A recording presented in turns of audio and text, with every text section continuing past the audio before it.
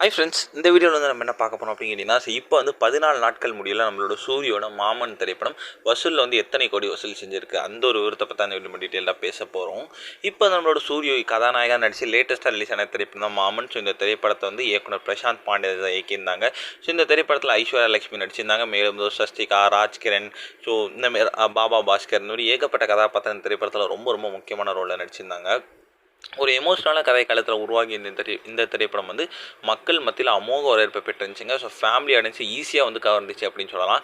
So நிறைய அக்கா தம்பியோட அந்த ரிலேஷன்ஷிப் இந்த படம் சூப்பராக காமிச்சதுனால இந்த திரைப்படத்துக்கு எக்ஸ்பெக்டேஷன்ஸ் ரொம்பவே அதிகமாக இருந்துச்சு. முதல் நாளிலிருந்தே இந்த திரைப்படத்துக்கு வசூல் வந்து ரொம்பவே சூப்பராக போயிட்டுருச்சுங்க. ஸோ 14 நாட்கள் முடியல கிட்டத்தட்ட 40 கோடிக்கும் வசூல் செஞ்சுருக்கு. ஸோ கண்டிப்பாக இது வந்து சூப்பரான வசூல் அப்படின்னு சொல்லலாம். ஸோ கண்டிப்பாக இன்னும் போகும் நாட்களில் எத்தனை கோடி வசூல் செய்யுது அப்படின்னு வெயிட் பண்ணி தான் பார்க்கணும்.